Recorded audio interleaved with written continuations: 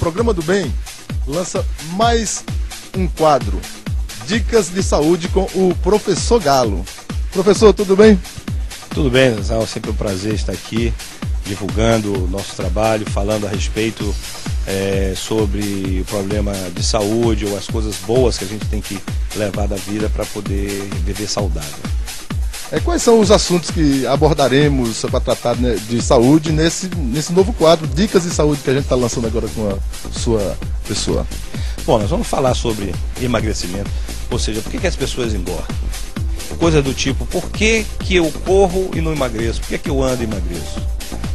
Quais são as doenças desenvolvidas quando eu acumulo gordura, principalmente na região central do abdômen?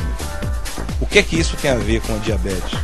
Então nós vamos falar sobre diabetes, nós vamos falar sobre doença pulmonar obstrutiva crônica, nós vamos falar sobre obesidade, nós vamos falar sobre acidente vascular encefálico, o derrame, nós vamos falar sobre infarto, nós vamos falar de várias coisas e principalmente como prevenir determinadas doenças e viver uma vida saudável. Nós vamos falar sobre idoso, nós vamos falar sobre criança, o exercício físico, quais são os benefícios para toda essa população que a gente falou aqui agora.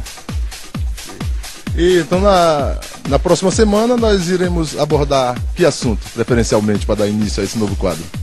Eu acredito que foi o carro-chefe, que seria o aumento de peso, porque é uma preocupação mundial, a Organização Mundial de Saúde está realmente preocupada porque virou uma epidemia, obesidade. Para vocês terem uma ideia, no nosso país a estimativa para a partir do próximo século, se a gente não tomar cuidado, quase toda a população vai ser obesa. O Instituto IBGE, nós vimos isso recentemente.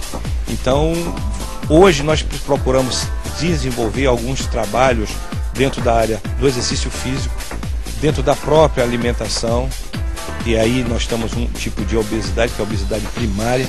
E por que uma pessoa leva a obesidade? Porque a diferença entre uma pessoa engordar e levar a obesidade é exatamente o excesso de peso, em forma de gordura que essa pessoa leva. Então nós vamos falar no próximo bloco, no próximo programa, principalmente quais são os fatores que levam à obesidade. E a gente já pode antecipar que a obesidade não é uma coisa simples. Uma obesidade é uma doença, e que a gente tem que ter cuidado. E os 5 fatores principais são genético, hipotalâmico, ou seja, tudo que a gente vive no momento que a gente pensa, as frustrações, o nervoso, as irritações, o estresse, fatores hormonais, fatores nutricionais e exercício físico.